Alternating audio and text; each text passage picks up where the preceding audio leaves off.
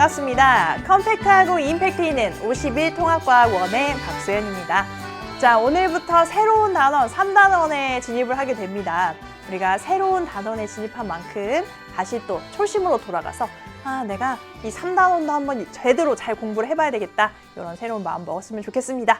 자, 그러면 이 3단원의 구조를 먼저 한번 좀 살펴보고 우리에게 앞으로 펼쳐질 그 내용들이 어떤 내용들이 있는지를 한번 살펴보도록 할게요. 자, 3단원 미리 보기입니다. 보시면 사실 1, 2단원 같은 경우에는 양이 많지는 않았단 말이에요. 그런데 3단원 미리 보기는 이 다음 페이지까지 연결이 되어 있습니다. 그래서 크게는 3개의 중단원으로 구성이 되어 있거든요. 첫 번째는 지구 시스템, 두 번째는 역학 시스템, 그 다음에 세 번째는 생명 시스템으로 구성이 되어 있습니다. 그래서 여기서 다시 이제 앞으로 넘어갈 텐데 보면은 우리가 물화생지라고 보통 부르는 그런 교과목으로 나누어 봤을 때 처음에 나오는 내용은 그냥 굉장히 지구과학적인 내용들이 많이 들어가 있고요. 그 다음에 두 번째 역학 시스템은 우리 그 물리학에 해당되는 내용들, 그 다음에 마지막에 생명 시스템은 생명과학에 해당하는 그런 내용들로 구성이 되어 있습니다. 그래서 각 단원을 공부할 때 선생님이 통합과학에서 중요한 점은 각각의 내용 지식을 익히는 것도 중요하지만 내가 어떤 부분에 더 흥미가 있는지를 좀 알아보고 그런 부분에서 적성을 찾아보는 의미로도 굉장히 중요한 의미를 갖고 있다 이렇게 얘기를 했었죠. 그래서 하나씩 공부할 때 그런 느낌도 좀 보셨으면 좋겠습니다. 그래서 우리가 처음에 공부하게 될 것이 바로 이 지구 시스템인데요. 지구 시스템이라는 것이 뭔지 그 지구 시스템의 구성 요소 사이에 어떤 상호작용을 하는지를 이번 시간과 다음 시간에 걸쳐서 공부를 하게 됩니다. 그리고 나서 그 지구 시스템 중에서도 직권이라고 하는 그 시스템이 있는데 직권에 대해서 14, 15 테마에 걸쳐가지고 그걸 알아볼 거예요. 그래서 지구 내부의 힘에 의해서 이렇게 판이 이동하는 그런 판 구조론이라든지 그런 과정에서 어떤 그런 그 지질학적인 구조들이 나타나는지 그런 것들을 같이 살펴보게 될 거고 그 다음에는 역학 시스템입니다. 뭐 중력, 자유낙하 운동, 지구 표면에서는 어떻게 운동하게 되는가 그 다음에 운동량과 충격량 그런 원리를 이용한 안전장치들 이런 것들에 대해서 같이 공부하는 시간을 가져볼 거고 그 다음에는 생명 시스템인데요. 보면 제일 좀 뭐 테마의 그 종류 자체가 많죠. 그래서 생명 시스템을 구성하는 세포의 구조부터 출발해서 세포막을 통한 세포의 물질의 출입, 그 다음에 생명 활동을 유지하기 위해서 끊임없이 일어나는 그런 화학 반응의 종류라고 할 수 있는 물질 대사, 그 다음에 그 물질 대사 과정을 도와주는 효소에 대해서 공부를 하고요. 그 다음에 우리가 지난 단원의 마지막 부분에서 DNA, RNA라는 핵산에 대해서 공부를 했단 말이에요. 그런 핵산에 의해서 유전 정보가 어떻게 저장이 되고 거기 저장되어 있는 정보가 어떻게 단백질로 전환될 수 있는지 그런 과정들에 대해서 우리가 그 정보의 흐름을 배워볼 겁니다.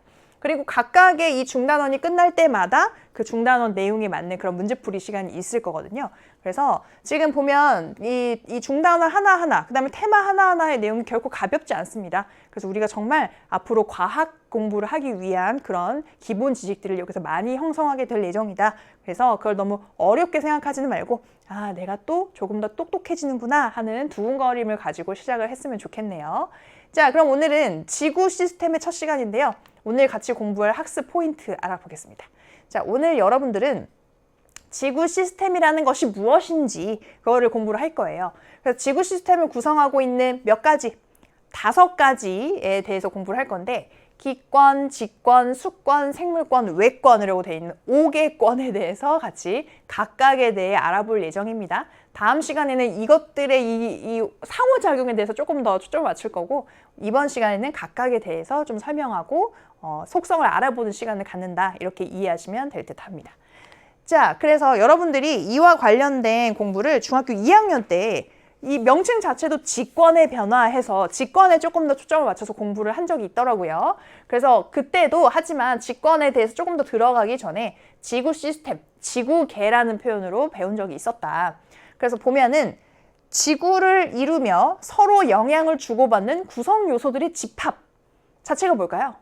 바로 지구 시스템, 조금 더 짧게는 지구계라고 할 수 있는 그런 용어가 되겠죠? 그래서 지구를 이루고 있는데 서로 영향을 주고받는 구성 요소들의 집합이다. 이렇게 표현할 수 있습니다.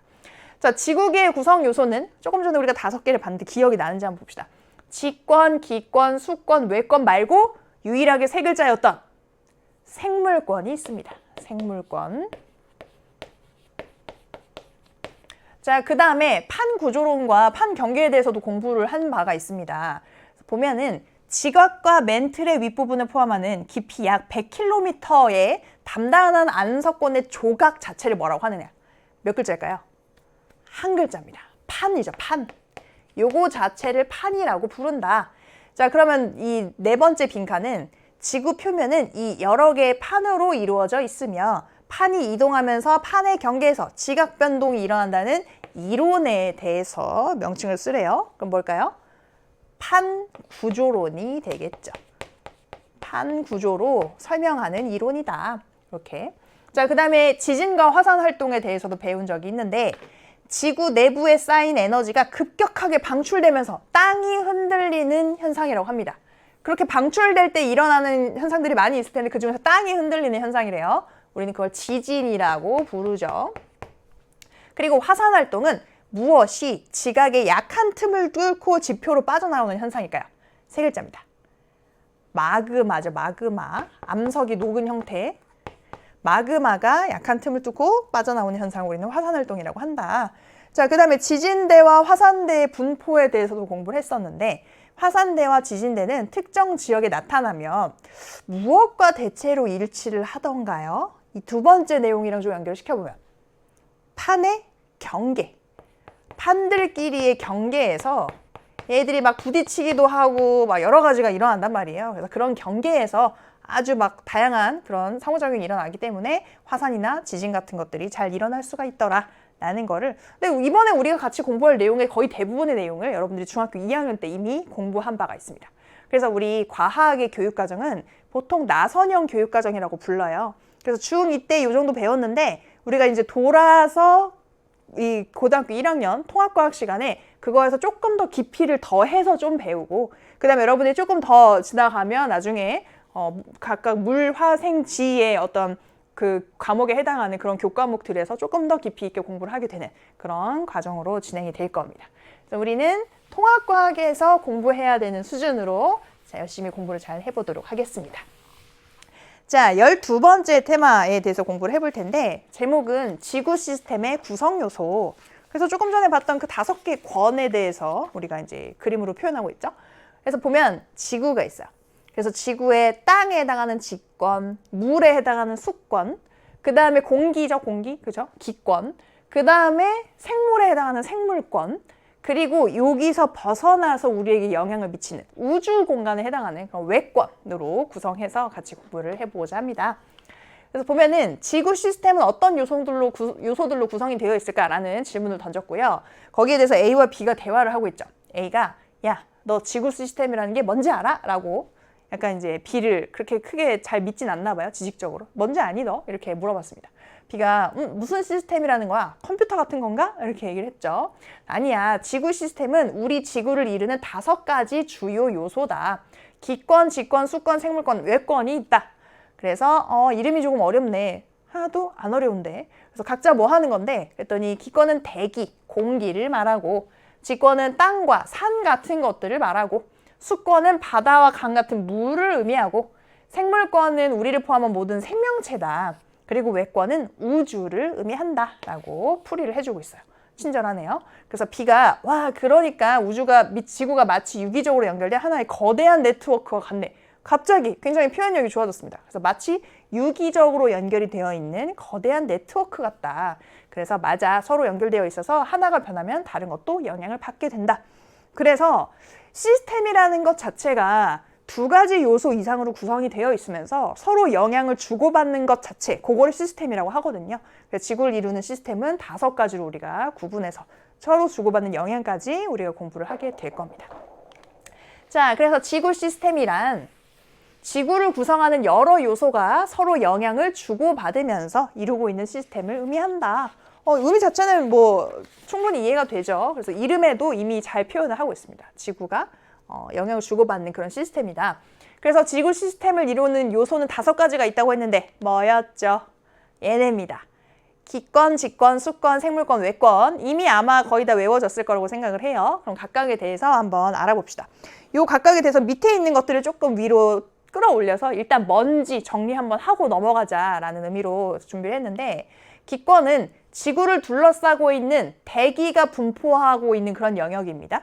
그러면 어디까지냐? 지표면부터 시작해서 약 1000km까지.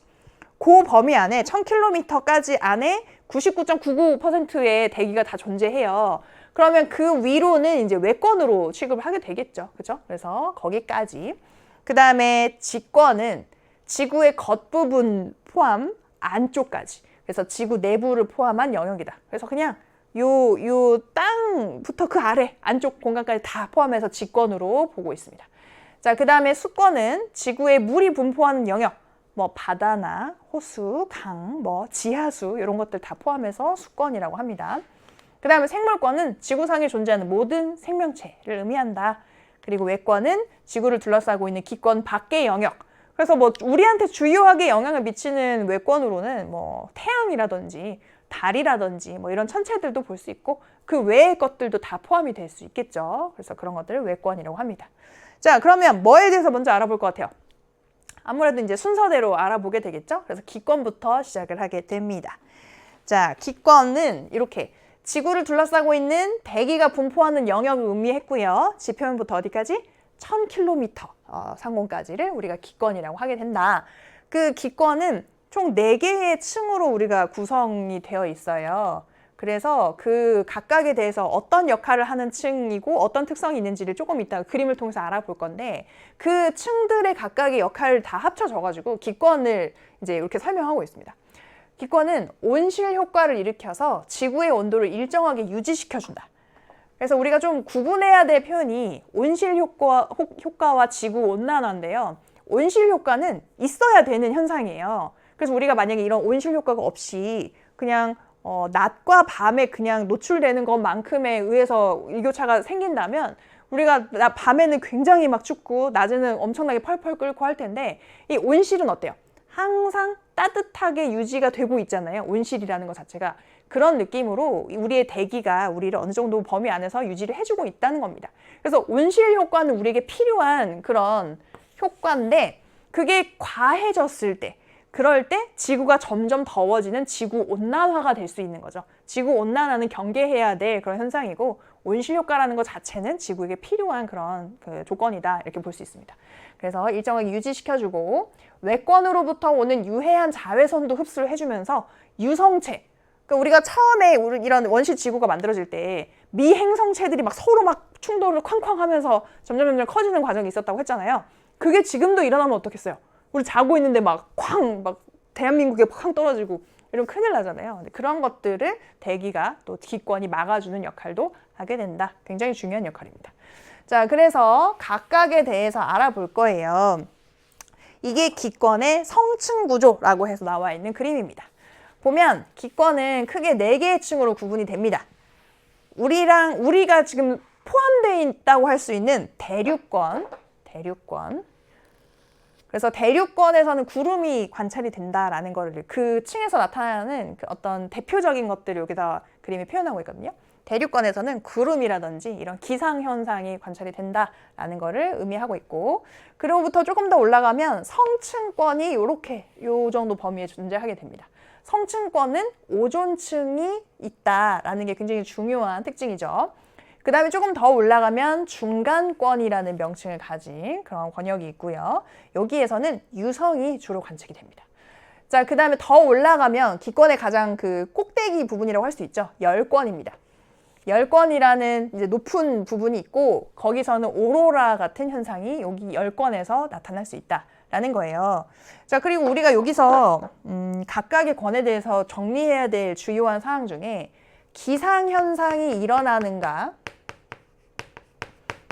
그 다음에 공기의 대류가 일어나는가, 요거를 좀 체크를 잘 해야 되고요. 그 다음에 여기서 각 권에서 온도 변화, 올라갈수록 온도가 내려가는지 올라가는지 요것들을 잘 정리를 하셔야 됩니다. 근데 보면은 우리 일단 온도에 대해서 한번 먼저 정리를 해볼게요. 지금 열권보다 더 올라가게 되면 저 멀리에는 뭐가 있냐면 태양이 있어요.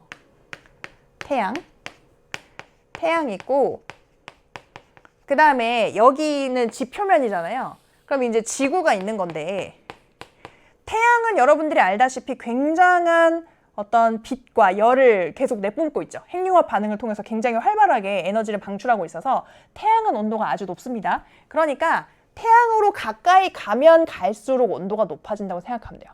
그래서 태양과 가까워질수록 태양과 가까운 이 층에서 열권에서는 점점 온도가 높아진다. 그 다음에 지구도 지구 복사라는 게 방출이 됩니다. 그래서 지구도 약간 작은 난로라고 좀 표현할 수 있을까요? 얘가 막 펄펄 끓는 어떤 그 용광로라고 하면 우리는 작은 난로 정도? 그래서 우리 지구 표면이 또 온도가 높아요. 그래서 이 양쪽에서 여기로 가면 갈수록 온도가 높아지고 지구 표면으로 오면 올수록 역시나 온도가 좀 높아지죠. 그리고 중간에는 약간 떨어지는 지점이 있는데 근데 완전히 이렇게 그래프가 생기지 않은 이유는 중간에 성층권에 오존층이 존재하기 때문입니다. 이 오존층에서 자외선을 흡수하거든요. 그러니까 여기에서 약간 다시 온도가 높아지는 그런 현상이 있는 거예요. 그래서 일단 지구와 가까워지거나 태양과 가까워지는 마지막 층에서는 가까워지면 가까워질수록 온도가 높아진다. 그리고 중간에 한번 이렇게 꺾여서 들어오는 약간 지그재그 모양으로 각 층에서 온도 분포가 있다. 이렇게 일단 기억을 하시고 시작하시면 조금 더 이해하기 좋을 겁니다. 자, 그러면 대류권부터 특징 한번 정리를 좀 해볼게요. 대류권은 말 그대로 이 대기의 대류가 굉장히 활발하게 일어나는 그런 권역입니다. 그래서 여기서는 구름이 존재하고 수증기가 있기 때문에 그런 것들이 막 바람에 휩쓸리고 애들끼리 뭐 증발했다가 뭉쳐가지고 다시 내리고 이런 대기 기상현상이 나타날 수 있거든요. 그래서 기상현상이 나타나는 거는 이 대류권이 유일합니다. 여기서만. 기상현상은 대류권에서 여기서 유일하게 일어난다라는 거 꼭 체크를 해주셔야 돼요. 그리고 대류라는 거는 뭐예요? 우리가 이렇게 무거운 것은 가라앉고 그 다음에 가벼운 것, 밀도가 높은 것은 가라앉고 밀도가 낮은 건 또 올라가고 이러면서 계속해서 돌고 도는 순환하는 그런 것들을 우리가 대류라고 하잖아요. 그게 그렇게 될 수밖에 없는 게 지금 이 대류권까지만 보면 지구에 가까워질수록, 지표면에 가까워질수록 온도가 높습니다. 그 다음에 위로 올라가면 올라갈수록 온도가 떨어지잖아요. 근데 우리가 공기 같은 경우에 차가운 것은 온도가 낮은 공기는 밀도가 높아요. 그리고 따뜻한 공기는 밀도가 낮은 속성이 있습니다. 이거는 꼭 공기만 그런 건 아니죠. 물도 그렇죠. 물도 우리가 끓이게 되면 밑에 부분이 뜨거워져. 그럼 그거는 밀도가 낮아지면서 위로 올라가게 되고 위에 비교적 더 식은 그런 온도가 낮은 물은 밀도가 높으니까 이렇게 뒤집어져서 밑에 내려오고 또 얘가 또 가열되면 또 이렇게 뒤집히고 공기도 마찬가지란 말이에요. 그래서 지금 차가운 공기 같은 경우에는 밀도가 높기 때문에 아래로 깔리려고 하고 그 다음에 따뜻한 공기는 밀도가 낮기 때문에 위로 이렇게 올라가려고 하는 속성을 갖는단 말이죠. 근데 보면 지금 위에가 차가워요. 그럼 얘네들은 밑으로 내려오려고 하겠죠? 밑에가 뜨겁습니다. 그럼 밀도가 낮으니까 위로 올라가려고 하겠죠. 계속 뒤집히는 상황이 생겨요. 그래서 대류가 활발하게 일어납니다. 그러면서 뭐 여러 가지 기상현상도 발생시키기도 하고 그래서 여기서는 공기의 어떤 이 온도 배열이 안정적이지 않기 때문에 안정적이라는 거는 어차피 아래가 차가우면 계속 거기 있을 거 아니에요. 그 다음에 위에가 뜨거우면 계속 위에 있을 거 아니에요. 이게 안정적으로 유지가 되는 층인데 반대로 돼 있어요. 그러니까 계속 위에 있는 게 내려오려고 하고 밑에 있는 게 올라가려고 하고 이렇게 뒤집히는 속성이 있다. 그래서 대류권에서는 그런 대류가 굉장히 활발하게 일어나는 온도 분포를 하고 있습니다. 자, 그럼 여러분들이 퀴즈를 하나 내볼게요. 그런 온도 분포를 갖고 있는 층이 또 어디 있어요? 중간권입니다. 중간권도 올라가면 올라갈수록 온도가 더 떨어지죠. 그렇죠? 그럼 여기도 요 층에서는 위에 있는 게 밀도가 낮아지면서 내려오려고 하고 밑에 요쯤에 있는 것들은 오히려 온도가 더 상대적으로 높으니까 얘네들끼리 올라가려고 하고 그래서 중간권에서도 대류가 일어나요. 그래서 대류는 대류권과 중간권에서 일어날 수 있습니다. 이런 온도 분포일 때. 근데 대류권에서 더 활발하게 대류가 일어나는 이유는 뭐냐면 여기에 대부분의 대기가 다 여기 있어요. 공기가. 그리고 중간권에는 공기가 희박해. 그러니까 일어날 수 있는 조건이긴 한데 일어날 만한 그 애들이 별로 없어. 그래서 대류권만큼 그렇게 활발하게 일어나진 않는다. 공기 자체가 희박하기 때문에. 그래서 지금 여기서 기상현상이 일어나는 거는 대류권입니다. 그리고 대류가 일어날 수 있는 거는 대류권과 중간권에 이렇게 올라가면 올라갈수록 차가워지는 그런 구간일 때 그래서 대류가 일어날 수 있다라고 정리를 좀 해볼게요. 자, 그 다음에는 성층권입니다. 성층권은 매우 안정해서 대류가 안 일어나요. 왜? 맨 밑에가 더 차갑고 위로 올라갈수록 온도가 더 높아지거든요. 그러니까 차가운 건 밑에 밀도 낮아서 밑에 있으려고 하고 더 뜨거운 거는 위에서 밀도가 높으니까 위에 있으려고 하잖아요. 뒤집어질 일이 없는 거예요. 그래서 이런 층은 대류가 일어나지 않습니다. 비슷한 층이 또 어디 있어요? 열권. 열권도 대류가 일어나지 않겠죠. 그죠? 자, 그렇고 지금 이 성층권에서는 아주 소중한 뭐가 있어? 오존층이라는 게 존재합니다. 이 오존층 덕분에 지금 우리 지상 육지 생물들이 다 살아있을 수 있는 거예요. 이거 없으면 자외선이 바로 지표면에 도달할 수 있게 됩니다. 그럼 자외선은 굉장히 에너지가 강력해요. 그래서 우리가 만약에 자외선을 계속 노출이 된다면 뭐 DNA라든지 이런 데서도 이제 합성 과정에서 문제가 생기면서 돌연 변이가 빈번하게 발생할 수 있고 아무튼 그 에너지 자체를 감당할 수 없게 된다. 그런데 오존층이 존재해서 그 자외선을 흡수합니다. 그러니까 지금 이 지표면으로 도달하는 양은 굉장히 줄어든 상태로 오게 된다. 그럼에도 불구하고 우리가 자외선 차단 이런 거 굉장히 강조하잖아요. 오존층이 없었다면 큰일 날 뻔했다. 자, 그래서 성층권은 온도 분포를 보면 밑에가 더 차갑고 위로 갈수록 더 따뜻해지기 때문에 온도 분포가 굉장히 안정적으로 되어 있다. 그래서 대류가 일어나지 않고 오존층이 존재한다. 이렇게 볼 수 있습니다.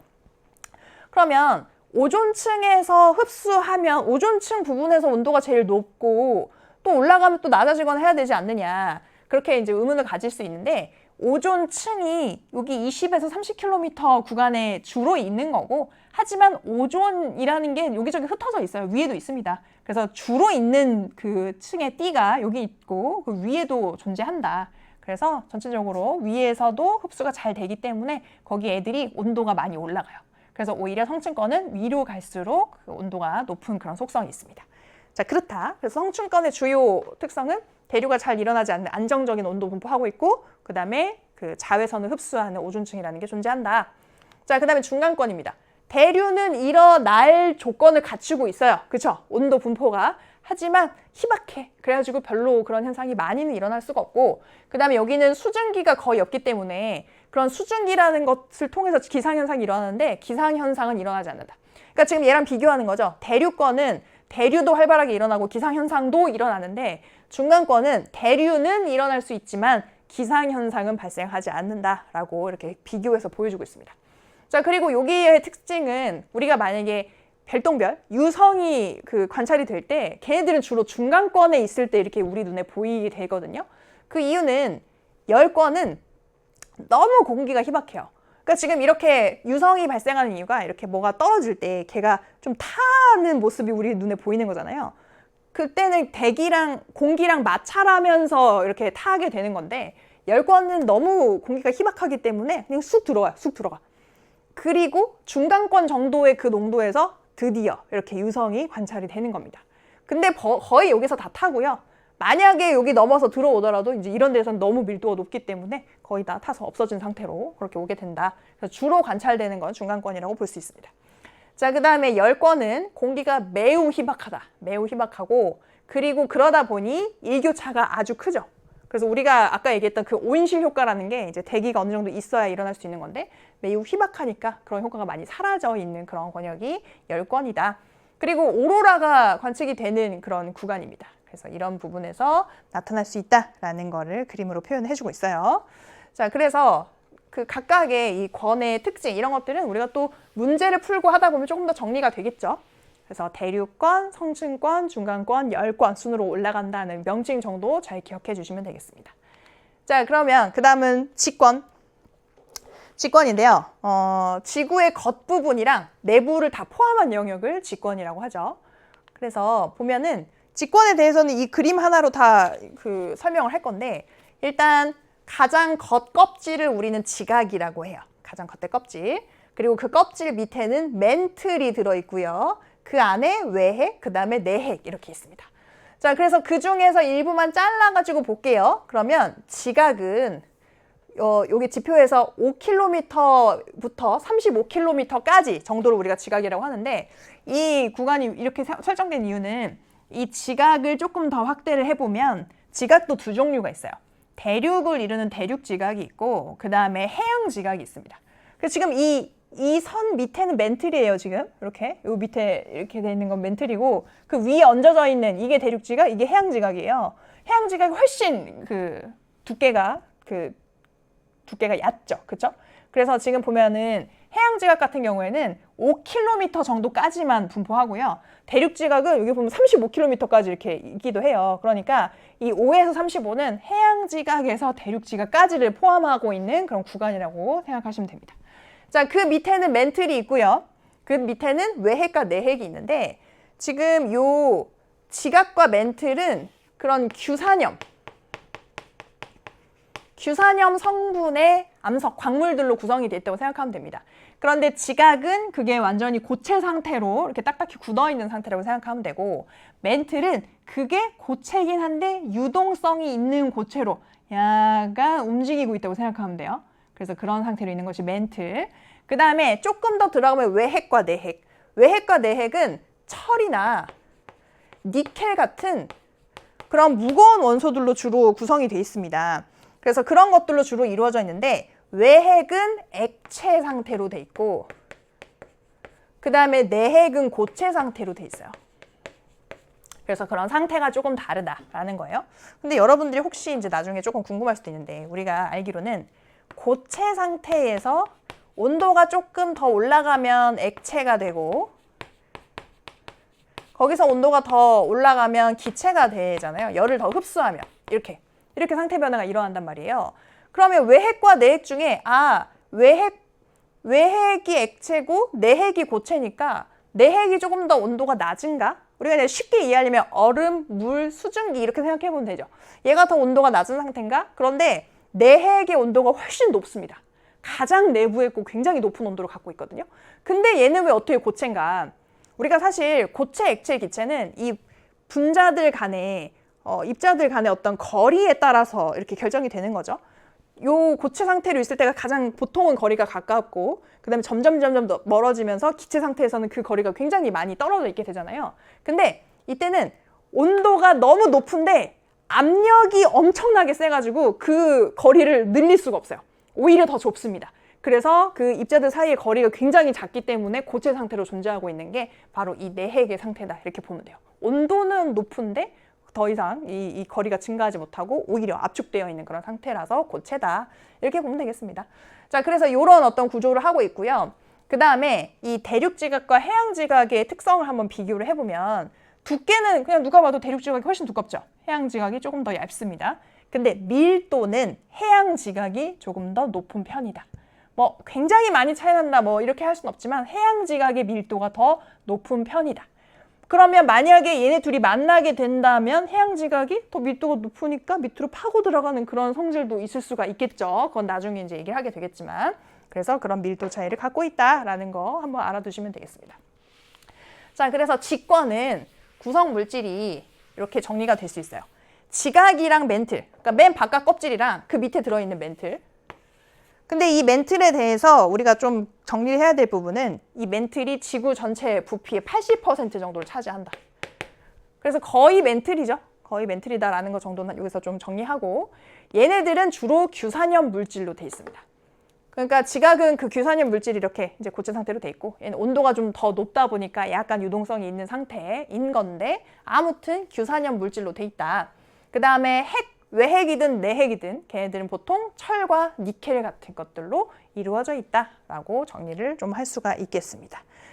자, 그럼 지금 여기 이 정리된 내용은 좀 다음 페이지 84페이지 위에 살짝 걸쳐있는 내용까지 지금 같이 정리를 한 거고요. 그러면 지금까지 공부했던 거에 대해서 이제 역할 정리하고 문제 한번 풀어볼게요. 그래서 역할은 직권 같은 경우에는 생명체에게 서식 공간도 제공하죠. 땅이니까, 그죠? 그리고 생명 활동에 필요한 그런 물질 같은 것들도 많이 제공하게 된다. 그래서 우리가 땅 파서 뭐 광산에서 뭘 얻기도 하고 아니면 그 땅에 있는 것들을 흡수해서 생물체 자체가 살기도 하고 그렇습니다. 그 다음에 지각과 멘틀의 상호작용으로 화산 활동과 지형 변화가 일어날 수 있다라는 거 여기서 얘기를 해주고 있죠. 자, 그럼 우리 개념 체크 문제 한번 풀어보겠습니다. 83쪽에 있는 OX 문제 먼저 시작을 해볼게요. 기권에서 대류가 일어나는 층은 대류권과 성층권이다. 어때요? 대류권은 맞는데 성층권 아니고 그 다음 권인 중간권이죠. 그래서 X. 그 다음에 중간권에서는 기상현상이 일어난다고 했나? 아니죠. 뭐는 일어나는데 대류는 일어날 수 있는데 수증기가 없어서 기상현상은 안 된다. 기상현상은 only 어디? 대류권. 대류권에서 기상현상이 일어날 수 있다. 그 다음에 멘틀은 왜 핵보다 부피가 크냐? 일단 멘틀이 몇 퍼센트를 차지한다고 했어? 80%잖아요. 그럼 반이 넘으니까 누구랑 비교해도 부피가 클 수밖에 없죠. 그래서 멘틀은 왜 핵보다 부피가 당연히 클 겁니다. XXO가 답이 되겠고. 그 다음에 단답형 문제. 기권에서 비, 눈, 구름 등의 기상현상이 나타날 수 있는 층 딱 하나 있었어요. 뭐였어? 이름이? 대류권. 대류권. 이었고요. 그 다음에 직권을 4개의 층으로 구분할 때 비교적 가벼운 규산염 물질로 주로 이루어져 있는 층을 모두 써라. 규산염 뭐뭐 있었어? 지각이랑 그 밑에 멘틀까지는 규산염 물질로 이루어져 있는데 외핵, 내핵은 철이나 니켈 같은 좀 더 무게가 있는 것들로 구성이 되어 있더라. 그렇습니다. 자, 그 다음에 지구 시스템은 5가지 요소, 권으로 이루어져 있었습니다. 여기 기권, 수권, 외권 말고 빈칸을 채워오자면 지권, 그 다음에 생물권 넣어줄 수가 있겠네요. 자, 그 다음에 적절한 말을 골라봅시다. 오존층은 어디 있어요? 오존층은 성층권에 있는 굉장히 중요한 층입니다. 그리고 외핵은 무슨 상태? 외핵은 액체 상태인데 오히려 더 깊은 데 있는 내핵은 더 펄펄 끓지만 너무 압력이 세가지고 고체 상태로 있더라. 이렇게 얘기를 하는 거였죠. 액체, 고체. 자, 그렇습니다. 자, 이제 남은 3개의 권을 한번 정리 좀 해볼게요. 수권입니다. 수권은 뭐 물이 분포하는 영역, 당연하죠. 당연하고 그 물 중에 대부분은 해수다. 근데 여러분들 그 대부분이 어느 정도일 것 같아요? 97.5%, 97.5%가 해수예요. 나머지 2.5%만 육지에 있습니다. 그 중에서 많은 건 이제 빙하, 지하수, 하천수 이런 순이에요. 그래서 여러분들이 생각하는 물은 바다 아니면 호수, 강 이런 거일 텐데 그 호수, 강이 차지하고 있는 그런 비율이 굉장히 적다는 거죠. 생각보다 적고 거의 뭐 땅속에 있거나 얼어 있거나 뭐 그렇게 돼 있다. 그런 내용입니다. 자, 그래서 이 수권의 역할은 태양으로부터 흡수한 열 에너지를 저장해서 지구 온도를 일정하게 유지하는 역할을 굉장히 중요한 역할을 합니다. 우리가 직권 같은 경우에는 빨리 달궈지고 빨리 식는단 말이에요. 그런데 이 해양 같은 경우에 굉장히 천천히 달궈진다는 거는 계속해서 그 열 에너지를 흡수하고 있다는 얘기죠. 그리고 그 열 에너지를 굉장히 오랜 시간에 걸쳐서 이제 방출하기 때문에 그래서 일정하게 유지하는 데 큰 역할을 한다. 그리고 해양 생물의 서식처가 되고 기권이랑 상호작용해서 기상현상을 일으킵니다. 그래서 아까 이 기상현상의 주요 키워드가 뭐였냐면 바로 수증기였단 말이에요. 그래서 물이 증발을 해야 뭐 기상현상도 일어나는 거지. 그래서 기권과 상호작용한다. 그리고 물의 순환은 해양과 육상 생태계 보존에 중요한 역할을 한다는 우리가 일반적으로 이해할 수 있는 그런 내용들이 정리가 되어 있습니다. 자, 그래서 수권에 대해서도 아까 기권처럼 조금 층별로 나눠서 공부를 좀 해볼 건데 일단 층 자체가 적고요. 심플하게 생겼죠. 그래서 일단은 여기가 해수면이에요. 그러면서 점점 깊어지는 그런 층이라고 생각하시면 됩니다. 그래서 제일 표면과 가까운 층은 혼합층이라고 합니다. 혼합. 뭔가 섞인다는 얘기죠. 그래서 이 혼합층을 보면 여기까지는 수온이 변하지 않거든요. 근데 보통 생각해보면 여기서 태양빛이 이렇게 들어오게 되니까 들어가면 들어갈수록 온도가 떨어져야 될 것 같은데 왜 온도가 일정하게 유지가 되느냐? 바로 바람에 의해서 혼합되기 때문입니다. 그래서 바람이 강하게 불수록 혼합층이 두꺼워져요. 그게 바로 우리가 살고 있는 중위도 지역에서 가장 혼합층이 두텁게 발달합니다. 그런데 오히려 적도라든지 이제 극쪽으로 가면 갈수록 바람이 적게 불면서 혼합층이 굉장히 이렇게 조금 나타나는 그런 특징이 있어요. 그래서 혼합층은 온도가 변하지 않고 이렇게 유지되는 그런 층을 얘기한다. 근데 바람의 세기에 따라 혼합층의 두께가 달라질 수 있다. 그 정도 이해하면 되겠습니다. 자, 그 다음에는 수온약층입니다. 수온약층은 지금 여기서부터 이제 혼합층이 끝나는 지점이 뭐예요? 온도가 막 쫙 떨어지는 지점일 거 아니에요?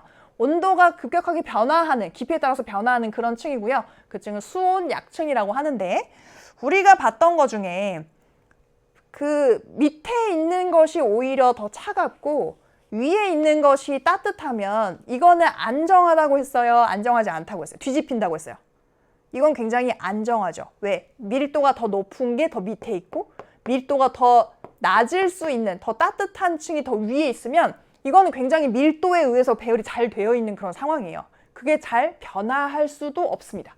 그러니까 아주 안정한 층이다. 수온 약층은.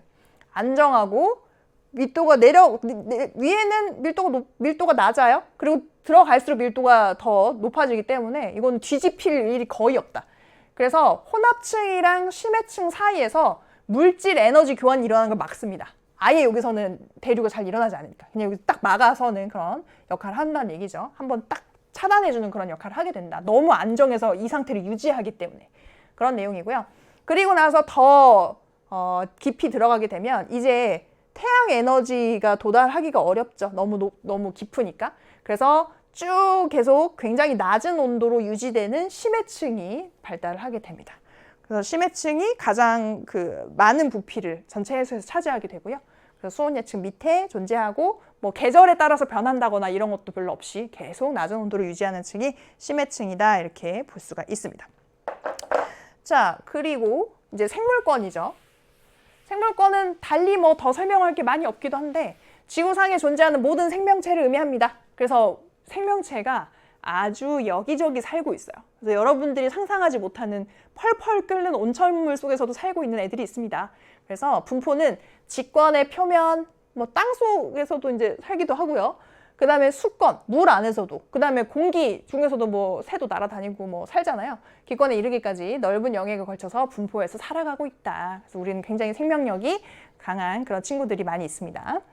자, 그래서 역할은 광합성을 하거나 호흡작용을 하잖아요. 그렇죠? 모든 살아있는 생명체는 호흡작용을 다 하게 되고 일부 광합성을 할 수 있는 그런 생산자 그룹도 있는 거고 아무튼 광합성이라든지 호흡작용을 하게 되면 광합성 할 때는 산소는 내보내고 이산화탄소는 흡수하면서 이 대기 조성을 변화시킬 거고 호흡을 할 때는 산소는 흡수하고 이산화탄소는 내보내면서 대기 조성이 또 변화할 수 있겠죠.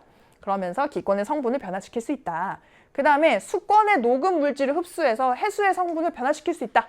그래서 물속에 살아가는 생물들이 또 계속 그 물질들을 이제 교환하고 할 거 아니에요. 그 물질이 순환이 될 테고. 그래서 해수의 성분을 변화시킬 수 있다. 그리고 토양 속의 미생물은 토양의 성분을 역시나 변화시킬 수 있다 하는 그런 내용을 얘기하고 있습니다. 자, 그럼 이제 남은 권이 하나 남았습니다. 뭐가 있어? 외권. 외권은 지구를 둘러싸고 있는 기권 밖의 영역이죠. 그죠? 기권이 지표부터 한 1000km까지였으니까 그 밖의 영역을 외권이라고 한다.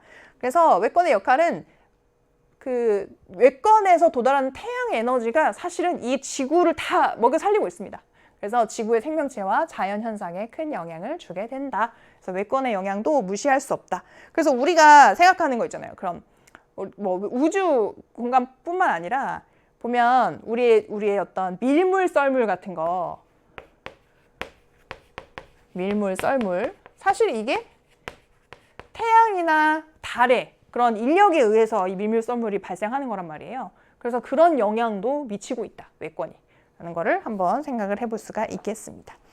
자, 그러면 이제 개념 체크 문제를 한번 풀어보도록 할게요. 84쪽에 있는 OX 문제부터 보겠습니다. 수권을 구성하는 물은 모두 액체 상태로 존재한다. 어떻게 생각해요? 이게 좀 수상하죠? 모두가 누가 봐도 수상해. 왜? 뭐가 있으니까. 빙하가 있잖아요. 빙하. 얼어있는 고체 상태의 물도 존재하기 때문에 요거는 X라고 할 수 있고 그 다음에 뭐 수증기 상태로 있을 수도 있고요. 물론 그건 이제 기권으로 같다고도 볼 수 있겠지만 뭐 이제 혼합되어 있는 그런 형태죠. 그래서 모두 액체로 존재하지 않는다. 그런데 수권을 구성하는 물의 대부분은 일단 뭘로 존재한다? 해수로 존재한다. 바닷물이 뭐 97% 이상을 차지하고 있다. 그 정도는 이제 정리 좀 해볼 수 있습니다. 자, 그러면 수권에서 혼합층과 심해층은 깊이에 따른 수온 변화가 거의 없나요? 어때요? 어떻게 생각해요? 맞죠? 왜? 혼합층도 바람에 섞여가지고 이렇게 유지되는 층을 혼합층이라고 하고 그 다음에 수온 약층은 많이 변하죠. 이렇게 깊어질수록 온도가 떨어집니다. 그러면서 굉장히 안정한 그런 층을 구성하고, 그 다음에 심해 층도 깊이가 더 깊어진다고 더 뭐 낮아지거나 그러지 않고 이미 애초에 너무 온도가 낮아. 그래서 더 깊어도 그냥 그대로 이런 상태. 그리고 뭐 겨울이든 뭐 계속 낮아. 그런 상태가 심해층이죠. 그래서 혼합층과 심해층은 깊이에 따른 수온 변화가 거의 없고, 이건 맞는 내용이고, 대신에 수온 약층은 깊어질수록 온도 변화가 급격히 일어난다, 떨어진다, 이렇게 볼 수 있죠. 자, 그 다음에 기권의 성층권과 해수의 수온 약층은 매우 안정한 층이다. 그럼 이거는 더 밑에 부분이 온도가 낮고 위로 가면 갈수록 온도가 높다면 이 밀도 차이에 의해서 잘 배열이 되어 있는 상태이기 때문에 안정하다, 이렇게 얘기를 했잖아요. 그럼 우리 기권에서는 어땠지? 기권에서는 이렇게 대류권이 있고, 그 위에 성층권이 있고, 그 위에 중간권이 있고, 그 위에 열권이 있단 말이에요. 권이 있다. 그러면 열권과 대류권은 그쪽이랑 가까워지면 가까워질수록 온도가 높아진다, 이렇게 얘기했죠. 그래서 태양이랑 가까워질수록 온도가 높고, 이 대류권 같은 경우도 지구랑 가까워질수록 온도가 높아진다, 이렇게 얘기를 했고요. 그러면서 그 다음에는 지그재그 모양으로 이렇게 그려주면 된다고 했습니다. 자, 그러면 이런 모양을 보여주는 층이 안정한 층이죠. 그게 어디냐면요, 성층권, 여기. 그 다음에 열권입니다. 그래서 더 높은 쪽이 밀도가 더 낮은 그런 배열로 되어 있는 건데, 그래서 기권의 성층권 맞죠? 그리고 해수의 수온 약층 맞고 같은 어떤 모양새를 하고 있습니다. 물론 지금 이건 위로 올라가는 그런 어떤 그림이고, 이거는 해수면으로부터 시작해서 내려가는 거지만, 아무튼 이제 높이로 봤을 때 더 올라가면 올라갈수록 온도가 높아지는, 그래서 올라가면 올라갈수록 온도가 높아지는 그런 걸로 생각해 주면 되겠죠. 그래서 매우 안정한 층이다, 맞는 내용입니다. 자, 그 다음에 생물권은 직권, 기권, 수권에 모두 분포한다. 그렇죠. 여기저기 열심히 살고 있습니다. 맞는 내용. 그래서 X555가 답이고요. 그 다음에 단답형 문제 풀어보겠습니다. 해수에서 깊이가 깊어질수록 수온이 급격히 낮아지는 층이고, 대류가 일어나지 않는 아주 안정한 층을 뭐라고 하느냐? 깊어질수록 수온이 급격히 낮아져요. 뭐라고 부르죠? 수온 약층이다. 왜냐하면 혼합층이나 맨 위의 층, 그 다음에 맨 아래층 심해층은 깊어진다고 해서 수온이 급격하게 낮아지거나 이런 일은 없어요. 그래서 이건 수온 약층에 해당하는 그런 설명으로 볼 수가 있겠습니다. 자, 그 다음에 빈칸을 한번 채워봅시다. 지금 해수는 깊이에 따른 수온 변화에 따라 3개 층으로 구분을 한답니다. 뭐 그 중에 하나가 이름이 위에 적혀 있죠. 그럼 위에서부터 순서대로 한번 적어보도록 할까요? 제일 해수면이랑 가까운 층이 혼합층. 뭐에 의해 혼합되는 거죠? 바람에 의해서 그렇게 해수가 섞이면서 혼합이 돼서 온도가 일정하게 나타나는 그런 층이다. 그 다음이 바로 이 수온 약층이겠죠? 수온 약층. 자, 그 다음에 제일 깊이 있는 층을 뭐라고 한다? 그거는 심해층이라고 합니다. 심해층. 이렇게 돼 있어요. 그래서 사실 이 해수에서의 이 아래층에 있는 흐름도 굉장히 중요한데, 여러분들이 영화 투모로우를 봤는지 모르겠지만 그 아래 심해에서의 해수 순환이 끊기게 되면 이 우리의 열 균등 분포가 많이 훼손되게 되거든요. 그러면서 우리가 극지방은 또 굉장히 추워지고 적도 쪽에 있는 지방은 굉장히 더워지고, 이렇게 온도가 균일하지 않게 조절이 되기 때문에 그런 것도 우리가 경계해야 되는 부분 중에 하나다, 이렇게 되어 있습니다. 그래서 심해층에서의 그런 해류에 대해서도 나중에 이제 관심을 좀 가져보면 좋겠죠. 자, 그 다음에 혼합층은 태양 복사 에너지와 무엇의 영향을 받을까요? 혼합층? 뭐가 혼합된다고? 바닷물이 혼합된다. 뭐에 의해서? 바람에 의해서. 그래서 바람의 영향을 받습니다. 그리고 태양에 의한 에너지에 의해서 윗부분이 달궈지는데 바람이 섞어주니까 밑에까지 그 균일한 층으로 나타나게 된다. 온도층으로. 그래서 바람의 영향을 받게 된다까지 우리가 같이 풀어봤습니다. 자, 그래서 오늘은 이 5가지 층의 각각에 대해서 5가지 요소에 대해서 이제 우리가 알아봤고요. 다음 시간에는 얘네들이 같이 어떻게 서로 영향을 주고받는가에 대해서 초점을 맞추게 될 겁니다. 그래서 다음 시간 내용까지 전혀 어려운 게 없을 거예요. 우리가 일상생활에서 다 경험을 해봤던 그런 것들로 구성이 돼 있을 테니까 가벼운 마음으로 여러분들이 이 강의에 들어와도 괜찮을 것 같습니다. 자, 그럼 오늘도 고생 많으셨고 다음 시간에 만나도록 할게요.